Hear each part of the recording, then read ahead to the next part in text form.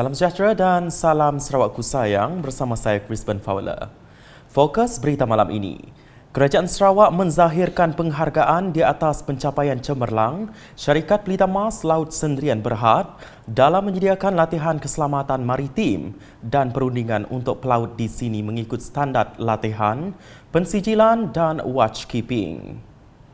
Premier Sarawak Datuk Patinggi Tan Sri Dr. Abang Abdul Rahman Zohari Tun Datuk Abang Openg berkata, Pelita Mas Laut Sendirian Berhad telah melaksanakan tugas dengan baik sejajar dengan mandat yang telah diamanahkan kepadanya oleh Kementerian Pengangkutan Malaysia dan Jabatan Laut Malaysia yang bertanggungjawab ke atas hal ehwal keperluan pelaut Malaysia dalam menyediakan latihan-latihan yang telah digariskan oleh International Maritime Organization IMO yang beribu pejabat di Geneva. Beliau berkata demikian dalam teks ucapan dibaca oleh Menteri Pengangkutan Sarawak, Datuk Seri Lee Kim Shin semasa menyempurnakan Majlis Ulang Tahun ke-20 Pelita Mas Laut dan tamat latihan pelatih Marin rating Siri 1 2022 di Sibu pada Isnin. Ini menunjukkan pencapaian Pelita Mas Laut Sendirian Berhad adalah amat membanggakan Kerajaan Sarawak kerana telah menjalankan tugasnya sejajar dengan mandat yang telah diamanahkan kepadanya oleh Kementerian Pengangkutan Malaysia dan Jabatan Laut Malaysia yang bertanggungjawab ke atas hal ehwal keperluan Laut Malaysia dalam menyediakan latihan-latihan yang telah digariskan oleh International Maritime Organization yang memiliki HQ atau pejabat di Geneva. Dalam pada itu, Premier Sarawak menambah beliau telah dimaklumkan oleh Pengarah Urusan Kumpulan Pelita Emas Laut, Masni Amit bahawa sebuah kampus sedang dibina di Miri untuk menampung keperluan dan permintaan tenaga pelaut tempatan.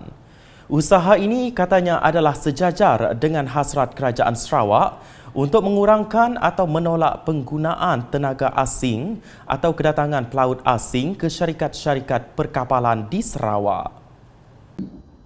Saya dimaklumkan oleh Pengarah Urusan Tuan Haji Masni bahawa sebuah kampus sedang dibina di Miri untuk menampung keperluan dan permintaan tenaga pelaut tempatan justru menurunkan atau menolak kedatangan pelaut asing ke syarikat-syarikat perkapalan di Sarawak sebagaimana yang diimpikan oleh Kerajaan Sarawak. Saya juga difahamkan selama 2 tahun seluruh dunia memerangi dan mengharungi COVID-19. Pelita Mas Laut tidak terkecuali dalam mendapat kesan akibat permasalahan ini. Berita seterusnya. Menteri Pemodenan Pertanian dan Pembangunan Wilayah Sarawak, Datuk Seri Dr. Steven Rundi Utom berharap penganjuran perlumbaan bot laju terbuka sebauh dapat diadakan dalam skala besar di masa akan datang. Katanya ia selepas sambutan menggalakkan terhadap perlumbaan bot laju terbuka sebauh 2022 yang diadakan di tebingan Sungai Kemena, Pekan Sebauh pada Sabtu. Dalam ucapan perasmiannya, beliau yang juga ahli Dewan Undangan Negeri Kemena mengucapkan tahniah kepada pejabat daerah Sebauh dan Power Booster Racing Team selaku penganjur atas kejayaan menganjurkan program itu di Sebauh sempena sambutan Hari Sarawak tahun ini. Kita lihat so far so good, tidak ada masalah, berjalan dengan cukup licin dan lancar, dan saya diberitahu bahawa ini akan adakan 2 hari ya. Ini hari pertama dan keesokan harinya akan kita makan, dan kita berdoa semoga semua berjalan dengan licin, dan kita berharap ini dapat kita adakan untuk tahun-tahun yang akan datang. Maybe lebih besar lagi kan, mungkin kita menjemput orang-orang yang terluar. Cukuplah kita rasakan supaya setidak-tidaknya kita mahu ada majlis seperti ini, kita dapat sama-sama meraihkannya dengan duduk di sini. Saya pun telah tadi berjumpa dengan pegawai daerah dan kita berbincang banyak projek yang kita telah pun akan menjalankan, yang sedang menjalankan, seperti projek yang akan diadakan dan projek yang berperan di sini. sambung yang lama tu sampai ke hujung di mana jambatan yang sedang dibina. Juga projek lain seperti pembinaan gereja, masjid, telah memberikan pendidikan dari Kerajaan Sarawak, juga stadium akan ditenda bulan Ogos ini. Paparan selanjutnya, Kerajaan Sarawak dan Perbadanan Kemajuan Filem Nasional Malaysia (FINAS) telah bekerjasama bagi membantu membangunkan industri filem di Sarawak yang menunjukkan perkembangan amat memberangsangkan pada masa kini. Menteri Pelancongan Industri Kreatif dan Seni Persembahan Sarawak, Datuk Seri Abdul Karim Rahman Hamzah berkata, FINAS dan Kementerian Pelancongan, Industri Kreatif dan Seni Persembahan MCTP Sarawak bukan sahaja mengeluarkan dana-dana filem, dokumentari atau acara sahaja, malah boleh mengeluarkan dana bagi tujuan bengkel-bengkel produksi dan modal insan bagi menambah ilmu kepada pemain-pemain industri berkenaan. Dan kita akan berusaha untuk membantu dalam apa sahaja untuk membangunkan industri ini naik ke peringkat yang lebih tinggi lagi. Saya juga ingin merakamkan setinggi-tinggi terima kasih kepada FINAS kerana telah membantu untuk membangunkan industri movie ataupun telemovie seperti ini. Dan harapan kita dengan bantuan-bantuan seperti ini, kita akan dapat melihat perkembangan yang pesat. Beliau berkata demikian semasa berucap pada sidang media program tayangan perdana telefilm Misi bertempat di Kuching pada Isnin. Dalam pada itu, pengarah telefilm Misi Muhammad Ghazali Jeman atau lebih dikenali dengan gelaran Jalot berjaya melakar sejarah perfilman Sarawak sebagai penerbit dan pengarah pertama dari Sarawak yang berjaya menembusi slot tayangan di Astro First. Telefilm Misi mengisahkan tentang penyalahgunaan dadah, nilai dan perhubungan persahabatan yang dihianati dan kasih sayang dalam sesebuah keluarga. Penggambaran telefilm ini dilaksanakan sepenuhnya di Kuching, Sarawak yang mengambil masa selama 14 hari. Berikut pula, nasib malang yang menimpa sebuah keluarga mangsa kebakaran di lorong Cahaya Aman 2H, Taman Puteri di sini baru-baru ini mendapat perhatian Timbalan Menteri Utiliti dan Telekomunikasi Utiliti, Datuk Dr. Abdul Rahman Junaidi.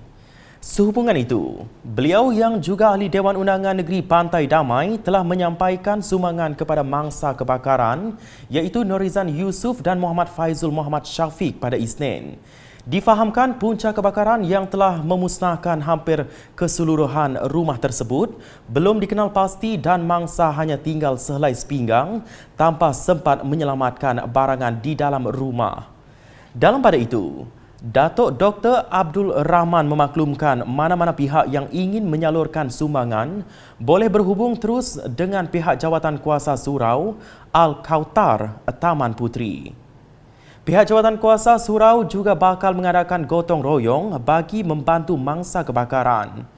Sementara itu, mangsa merakamkan penghargaan kepada Datuk Dr. Abdul Rahman atas sumbangan yang telah diberikan bagi meringankan beban mereka. Sementara itu, musibah dihadapi penduduk di beberapa buah rumah panjang sekitar Muara Payang Serikai yang tidak mendapat bekalan air bersih mendapat perhatian Timbalan Menteri Perancangan Bandar, Pentadbiran Tanah dan Alam sekitar Sarawak, Datuk Len Talif Saleh. Prihatin dengan nasib mereka, Datuk Len telah menyumbangkan sebanyak 130 kotak air mineral 1.5 liter kepada penduduk terjejas pada Isnin.